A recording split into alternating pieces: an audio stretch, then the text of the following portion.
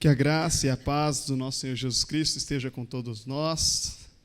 É uma alegria poder dizer ao Senhor o quão bom Ele é para conosco, o quão bom e o quanto Ele cuida de nós.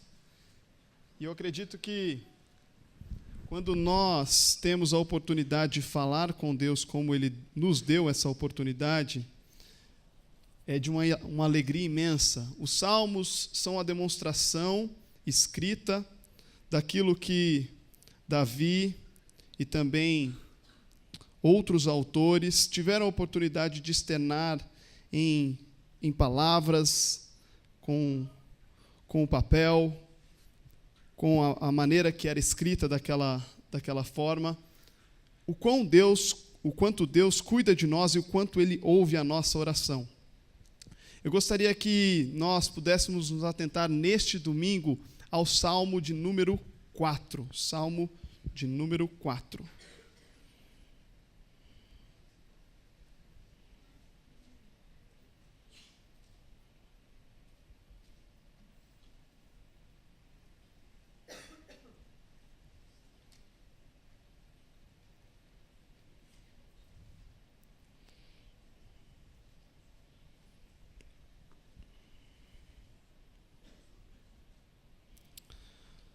Vamos ler. Eu lerei e vocês podem me acompanhar na leitura.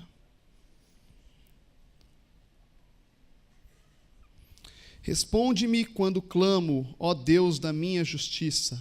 Na justiça tu me deste alívio. Tem misericórdia de mim e ouve a minha oração. Filhos dos homens, até quando vocês vão querer transformar a minha glória em vergonha? Até quando amarão a vaidade e buscarão a mentira?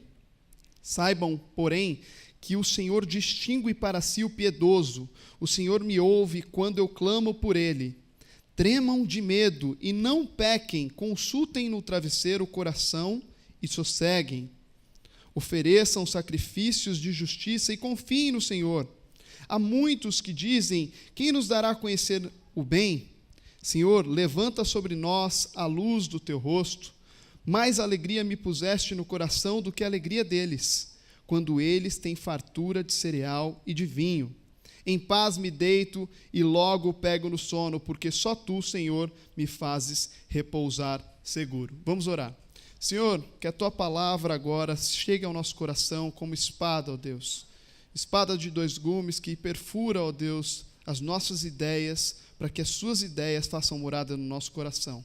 Que o teu Santo Espírito fale conosco nesta manhã, em o nome de Jesus. Amém. É interessante que os Salmos, como livro, né, como conjunto de poesias e canções, mas como livro bíblico, ele é o livro do Antigo Testamento mais citado no Novo Testamento. O Novo Testamento cita por mais vezes Salmo do que qualquer outro livro do Antigo Testamento. E neste Salmo específico, a probabilidade é que sim, Davi escreveu esse Salmo, diferente de alguns outros Salmos que nós não temos certeza, como o Salmo 1, como o Salmo 2, 10, 33 e alguns outros Salmos. E eu gostaria de dizer um pouco sobre a maneira pela qual Davi escreve esse Salmo. Ele é uma continuação do Salmo 3, mas ele é uma prévia do que seria o 5. Então, esses salmos, diferentes de alguns outros, porque os salmos muito provavelmente foram coleções que muito provavelmente Neemias foi um dos precursores de reunir essas coleções de materiais que estavam espalhadas e o povo já não dava mais muita importância para o material e para a tradição do que era escrito, tanto como canção quanto como oração. Mas nesses específicos existe uma continuidade. E o Salmo 4, ele é rítmico para o Salmo 5. Enquanto o Salmo 4 tem a ver com oração de sono antes de dormir, o Salmo 5 é uma oração para acordar. E é interessante que a tradição e a maneira pela qual Davi trabalhava era muito específica no seu contato com o Senhor. Às vezes as nossas orações são vãs repetições. Às vezes você está orando a mesma coisa todo dia, no almoço, na janta, e com Deus é assim. E Davi, ele tinha algo muito interessante. Ele tinha exatamente a maneira com que ele queria falar com Deus, na hora que ia dormir, na hora que ia acordar. E no Salmo 4, versículo 1, e a gente vai verso a verso, tentando compreender aquilo que Deus nos diz na sua palavra através dessa oração de Davi. Então eu gostaria que vocês fossem me acompanhando aí, e eu gostaria que o pessoal da projeção também, se pudesse, fosse projetando aí cada versículo que eu começar a ler. Versículo 1: Responde-me quando clamo, ó Deus da minha justiça. Na angústia, tu me deste alívio. Tem misericórdia de mim e ouve a minha oração. Esse primeiro verso é um verso de clamor, mas diferente do clamor apresentado no 2, é um clamor não de desespero, mas de urgência. Fala, Senhor, eu preciso com urgência do Senhor, eu preciso do Deus da minha justiça. Só que como é que ele fala Deus da minha justiça, sendo que nós, como seres humanos, e a nossa justiça humana é iníqua, não vale nada? Como é que ele diz minha justiça? Entretanto, Davi, ele era muito correto quanto à lei mosaica. E quando ele diz minha justiça, ele está dizendo a causa justa pela qual ele está lutando diante do Senhor. Então, quando ele diz a minha justiça, ele está comparando a justiça de Deus na vida dele com, por exemplo, a justiça de Absalão, que é uma justiça iníqua, que é uma justiça complicada nesse tempo. É interessante que quando ele fala sobre a justiça, ele faz talvez um comparativo sobre os justos caminham diante do Senhor. Gênesis 18, 25, quem quiser abrir, mas não precisa porque eu vou ler para vocês, ele diz um pouco sobre essa justiça, porque a causa do Senhor demonstra essa justiça. Então, Gênesis 18, 25, diz em clamor, não fará justiça o juiz de toda a terra? Quando Davi está dizendo, minha justiça, ele está dizendo, Senhor, o Senhor é o dono de toda a justiça. O Senhor é o dono da causa da minha justiça. Então, Senhor, por favor, esse clamor de urgência, para mim, não é para mim, mas é para o Senhor mesmo. Nós queremos ver de alguma maneira, a causa da sua justiça, ó Deus. Versículo 2, filhos dos homens, até quando vocês vão querer transformar a minha glória em vergonha? Até quando amarão a vaidade buscando a mentira? É interessante que essa tradução para filhos dos homens, talvez na sua Bíblia não esteja filhos dos homens. Talvez esteja perversos, mas a tradução exata para aquilo que ele gostaria de explicar aqui, seria homens de alta posição, ou filhos dos homens de alta posição. Talvez aqui no hebraico a gente explique dessa forma, mas eu acho que até nos dias de hoje, quando você quer falar de algum homem de alta posição, você fala, aquele ali é o filho do homem, aquele ali, hein? Aquele ali é filho do homem, não mexe com ele não. Às vezes a gente trabalha com isso até hoje, mas era mais ou menos isso que ele estava querendo dizer. Olha, os filhos dos homens de alta posição, os filhos dos homens aqui, eles estão me zombando, eles estão me fazendo passar vergonha, fazendo a minha glória passar vergonha. Só que a glória dele, quando a gente lê glória aqui, a gente pensa, Davi estava numa posição interessante, como é que ele poderia ser envergonhado por homens de alta posição? Porque a glória dele não era riqueza, a glória dele não era capacidade bélica, a glória dele não era a capacidade de pastorear, nem mesmo de tocar harpa. A glória de Davi era a relação dele com o Senhor. Isso demonstra uma oração de sinceridade e que ele fala, Senhor, a minha glória é a minha relação com o Senhor. E isso está sendo motivo de pessoas me envergonharem. E quando nós vemos Davi orando isso, às vezes tem a ver com a nossa vida durante os nossos dias. Quando nós entendemos que a glória da nossa vida não é nada do que a gente tem, mas é a nossa relação com o Senhor, ainda que pessoas nos envergonhem pela maneira correta com que a gente lide com as coisas do dia a dia na empresa, na família, ou com os próximos de nós, nós temos que entender, Senhor,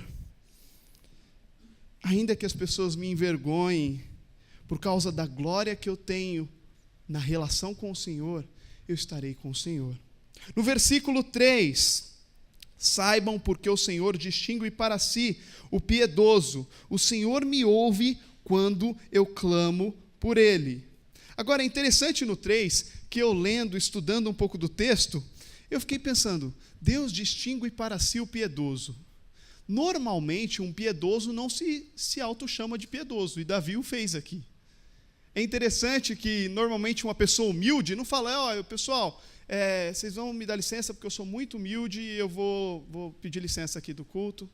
Ou eu sou muito piedoso, eu tenho um cuidado. E interessante que Davi, ele, na sua oração, ele fala, Senhor, o Senhor me distingue porque eu sou piedoso. Entretanto, ele não faz isso num fórum público, mas ele faz diante do Senhor. Ele fala, Senhor, a minha piedade não vem de mim, a minha piedade vem de Ti.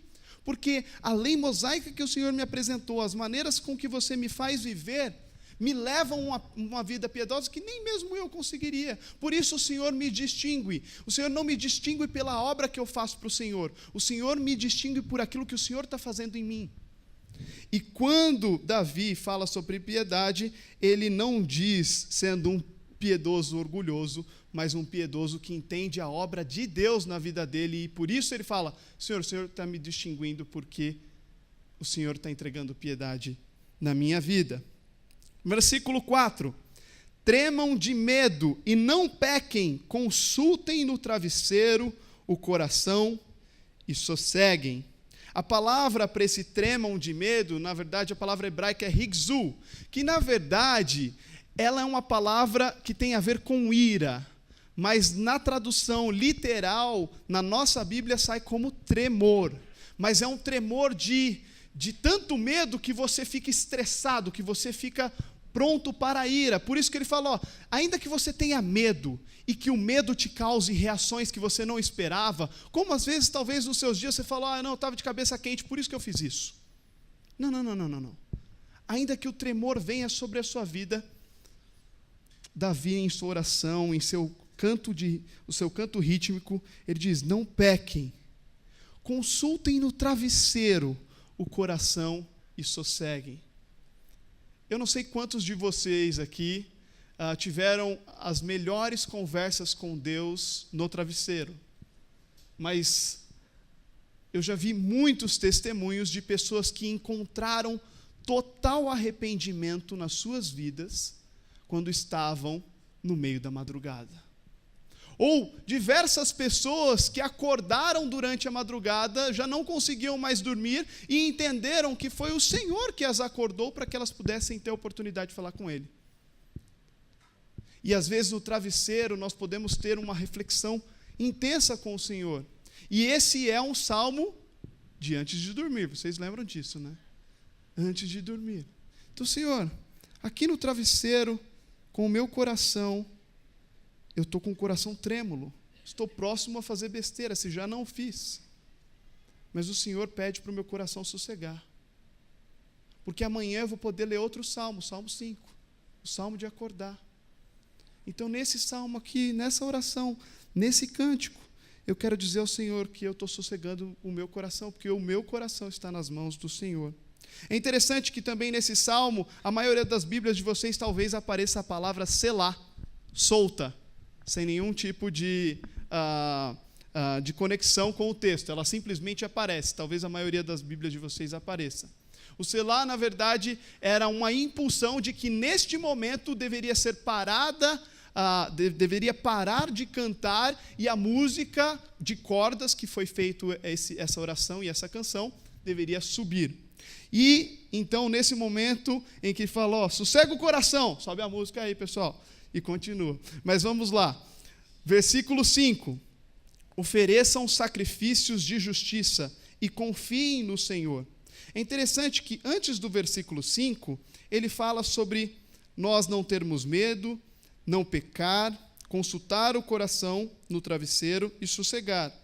E no seguinte, ele fala sobre oferecer sacrifício. Porque muitas das pessoas, elas oferecem sacrifício, mas sem arrependimento.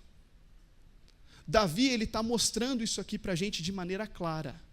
Pessoal, tem muita gente oferecendo o sacrifício ao Senhor, fazendo muita coisa para Deus, como Absalão, que entrega um monte de sacrifício. Vamos ler lá em Samuel, 2 Samuel 15, de 7 a 9. Ao fim de 4 anos, Absalão disse ao rei: deixe-me ir a Hebrom, cumprir o voto que fiz ao Senhor. Porque, quando estava morando em Gesur, na Síria, este meu servo fez um voto, dizendo: se o Senhor me trouxer de volta a Jerusalém, prestarei culto ao Senhor. Olha só que hipocrisia esse sacrifício de Absalão. Está falando assim, se o Senhor fizer, aí eu vou prestar culto. E ele fala: sossega o coração, acalma, consulta o coração, se arrependa. E se arrependendo, aí sim, venha diante do Senhor e ofereça sacrifícios confiando no Senhor da sua bondade. O sacrifício não deve ser oferecido para depois você se arrepender. Não. O arrependimento vem antes do sacrifício. Davi é muito claro nisso aqui. E quando nós entendemos isso, a nossa vida cotidiana passa a fazer um pouco mais sentido. Porque aí a gente já não vem mais para a igreja oferecendo sacrifício para o Senhor e falar assim: Senhor, você vai mudar a minha vida, né? Não, Senhor, eu estou arrependido, eu estou vindo aqui me sacrificando, eu quero que o Senhor me transforme. Não por troca, eu não vou prestar culto para o Senhor se você resolver a minha situação, não. Eu só vou prestar culto ao Senhor por obediência. Fim, acabou, é isso. Versículo 6. Há muitos que dizem: quem nos dará a conhecer o bem? Senhor, levanta sobre nós a luz do teu rosto. É interessante que nesse versículo, a versão de vocês talvez esteja um pouco diferente, ou quem nos fará entender o bem? Como que a gente vai conseguir fazer o bem? Como que a gente vai conseguir copiar o bem? Como que a gente vai conseguir compreender as tuas obras, Senhor, para caminhar de maneira correta? É interessante que os gregos, nesse sentido de sacrifícios, eles eram extremamente hipócritas, porque eles levavam diversos sacrifícios para diversos deuses. E esse é o conceito de deísmo dos deuses. Eles tentam fazer meio que uma multidisciplinariedade de sacrifícios, para que se um pegar, deu certo. E às vezes aqui na igreja tem gente que fala: não, eu vou lá na presbiteriana, aí eu ligo na TV, assisto outro pastor lá, e aí também eu vou no culto da outra ali, e aí também eu vou aqui, e aí eu faço uma mandinga ali, e alguma coisa vai funcionar, não é possível. E aí às vezes a gente transforma a nossa vida num conceito bíblico errado, de deísmo, mas não de teísmo. Porque o deísmo é um conceito filosófico de que existe uma natureza criadora e que a gente pode ir seguindo com uma corda que foi dada no mundo. Enquanto o conceito de teísmo, que é o que ele critica, fazendo essa conceituação, ele está falando: o bem é algo que Deus nos empresta mediante a sua revelação, mediante a sua tradição, mediante aquilo que Ele nos dá. Então não vá pelo seu empirismo, não vá pelas suas ideias, vá por aquilo que o Senhor deixou para a gente. E hoje a gente tem as Escrituras para isso. Quando nós entendemos isso, nós falamos: bom, agora eu entendi. A bondade de Deus, ela está bem clara. Ela está bem clara a maneira pela qual nós devemos entender essa bondade. E se eu chegar para o pastor e falar: não, mas meu filho é bonzinho. Não, seu filho não é bonzinho, não. Tem uns que até parecem ser bonzinho, mas não é bonzinho, não. Mas minha esposa é boazinha. Também não é, desculpa as esposas aí. Mas seu marido também não é bonzinho. Porque a bondade que está sobre ele não vem dele. É Deus que deu o empréstimo, rapaz. Então aproveita e fala: Senhor, tudo que eu vejo de bom, tudo que eu vejo de qualidade, tudo que eu vejo de incrível na vida dos meus filhos, não vem deles, vem do Senhor. Obrigado, porque tudo que eu vejo na vida do meu marido, do meu chefe, dos meus empregados, vem do Senhor. Obrigado pela tua misericórdia, que às vezes se revela de maneira específica e às vezes de graça comum. Mas a bondade vem do Senhor. Quantas vezes eu já vi adolescente falando: não, mas minha mãe briga muito comigo, mas eu sou mó bonzinho. Eu falei: você é o quê? Sou bonzinho. Você não é nada, cara. Você não é bonzinho em nada. A bondade que está sobre você vem do Senhor. Então quando sua mãe reclamar, fala: mãe, a senhora não está podendo confiar em mim mesmo, não. Ela vai cair de costas, desmaiada. Mas de fato, não, A bondade que vem sobre nós vem do Senhor. Isso está bem diferente da ideia do que os gregos pensavam. Versículo 7, mais alegria me puseste no coração do que a alegria deles, quando eles têm fartura de cereal e de vinho. Presta atenção, gente, cereal e vinho naquela época era ouro. Você ter abundância de cereal e vinho te dava poderio de nação para você negociar, para você ter poderio na sua casa. E você ter mais alegria do que o cara que tem tudo, é algo inacreditável para aquela época, porque as pessoas atribuíam a alegria deles e a felicidade deles às coisas. Quase não parece com hoje, né?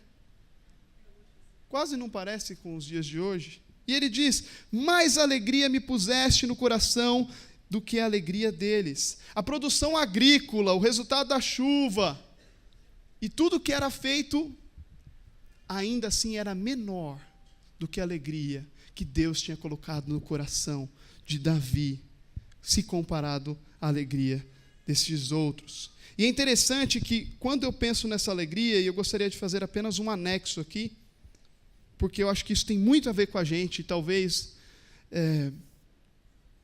muitos de vocês não saibam essas estruturas de pensamento, mas no século XVI, só tinham 2 regiões no mundo inteiro que tinham níveis aceitáveis de alfabetização. Um era a Prússia e a outra era a Germânia, que hoje é Rússia e Alemanha. É interessante que nessa época começou a surgir a industrialização. E aí essas pessoas da industrialização começaram a trazer as pessoas do campo rural, de todas as estruturas que estavam no campo, das pessoas também, começaram a colocar para trabalhar dentro da indústria. Só que deu certo? Não, deu muito errado. Porque a pessoa que estava há 30, 40 anos no campo não conseguia trabalhar na indústria. O cara não conseguia. A mente dele estava totalmente colocada no campo. E aí, eles tiveram uma incrível ideia. E se nós popularizarmos a escola de maneira massificada para que as crianças pudessem se tornar crianças industrializadas a tal ponto de que, quando ela se formar, nós temos seres humanos prontos para serem operários. Boa ideia, mas o que a gente faz com os nossos filhos que são ricos? Vamos criar as universidades. E aí a gente coloca eles lá e massifica a educação.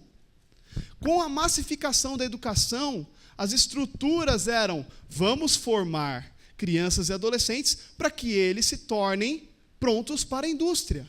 Então, na indústria tem sinal, na escola tem sinal. A indústria tem separação por setor, escola tem separação por setor. A indústria tem seta para seguir, escola tem seta para seguir. Escola tem merenda, a indústria tem merenda. Então, eles setaram todo um movimento para que a criança não pensasse de maneira multidisciplinar, mas em caixotes, para que ela estivesse pronta para a industrialização. E pensando nisso, talvez você deve estar falando, mas o que tem a ver isso com o texto? Vocês vão entender. Desde a indústria até agora, os nossos modelos, mesmo de Skinner, Vygotsky, Piaget, todos os pensadores da educação, eles são, apesar de muito contemplativos em termos de massa, mas ainda são muito industrializados. A saber, no Brasil, nós temos 94% de crianças alfabetizadas. Quantos por cento vão para a faculdade? 4,38%. Porque o restante está sendo preparado para serem operários. É interessante que essa relação de 4 séculos até chegarmos hoje fez com que a nossa mente, em termos de criatividade, em termos de muitas coisas, nos tornassem operários da vida. Nós somos operários da vida. Nós pensamos em plano de carreira, nós pensamos em formatos específicos, nós pensamos de uma maneira extremamente setada. Ah, mas isso aí não tem nada a ver com Deus, deixa o povo viver lá, domingo vem aí e está tudo certo. O problema é que a maneira de pensar como operário na nossa vida normal vai para a relação com Deus. E aí que entra o problema aqui nesse versículo. Porque o operário, e aí eu vou deixar bem claro para vocês, o operário não está preocupado com o chefe. O operário está preocupado com o salário que vai cair, porque ele trabalha mediante a troca.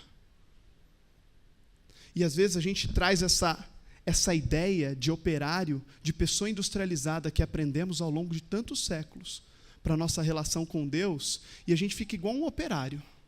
Será que Deus vai me dar? Eu trabalho bem. Se não me der, eu também não trabalho. A nossa relação, às vezes, com o mundo é de sermos operários. A qualidade pela qual Deus nos deu de criatividade, a nossa produção cai demais. Nós não conseguimos criar coisas para glorificar a Deus e redimir a sociedade. Não conseguimos mais. A nossa capacidade cognitiva de criatividade cai demais. E aí, quando a gente olha para esse texto do 7 e entende que existe mais alegria no nosso coração do que toda a produção, nós entendemos, eu não sou um operário de Deus. Eu sou embaixador do reino dele. Eu o represento. A minha relação não é com um chefe industrializado chamado Deus, Yahvé, mas a minha relação é que eu represento o Senhor. A palavra de Deus diz que nós somos embaixadores, e quando nós entendemos que a nossa relação com Deus não pode ser baseada na estrutura de pensamento que tem tomado os 4 últimos séculos, e por isso que a educação é da forma que é hoje, nós compreendemos que nós não somos mais operários do Senhor. Nós somos embaixadores do seu reino. Mas aí você está querendo levar para uma ideia triunfalista, pastor? Não. O embaixador tem que prestar conta, o embaixador tem que ralar para caramba. Mas o ser operário, com a mentalidade de operário que está preocupado com o salário, e se o chefe der um pau, eu coloco ele no pau. E tem gente que quer fazer isso com Deus, colocar Deus em xeque. É interessante que Davi ele deixa muito claro, toda a produção como um operário, agrícola, da chuva, estruturas, tudo o que for, não tem mais alegria do que aquilo que o Senhor nos dá. No versículo 8, então, ele completa, em paz me deito e logo pego no sono, porque só tu, Senhor, me fazes repousar seguro. Em paz me deito e logo pego no sono, porque só tu, Senhor, me fazes repousar seguro. Só que esse conceito de segurança, talvez para muitas pessoas, está errado, porque a pessoa pensa, Senhor, cuida de outra área, porque o Senhor já me deu muito e eu estou num condomínio muito bom. No meu condomínio tem 12 guardas, 2 armados, com ronda, câmeras boas, qualidade de infravermelho, cerca elétrica. Então, Senhor, essa parte de segurança, pode ficar tranquila, porque o Senhor já me deu, estou de boa. Agora, cuida de outras coisas, cuida das finanças, do relacionamento com meu filho que está ruim, com a minha esposa que estamos em pé de guerra em casa. Não, o conceito de segurança tem a ver com o Salmo 3:5, que diz, eu me deito e pego no sono. Lembra que eu disse que é uma continuidade? Eu me deito e pego no sono. Acordo porque o Senhor me sustenta. A segurança não é segurança, como pensamos, de nenhum bandido vai nos atacar, mas é sustento. Se compreendemos que o Senhor sustenta todas as áreas da nossa vida, nós não o tratamos como um chefe de operários. Se nós entendemos que o Senhor é o que sustenta todas as esferas de cada detalhe da nossa vida, nós fazemos uma oração ao final da noite dizendo, Senhor, obrigado, porque o Senhor me faz representante no teu reino. Quão real importância, Deus, o Senhor me dá. Eu não mereço nem ser operário, e o Senhor me traz como filho aqui. Senhor, quão maravilhoso é o Senhor, que eu posso falar da minha justiça, não por causa da minha justiça, mas por causa da minha justiça no Senhor.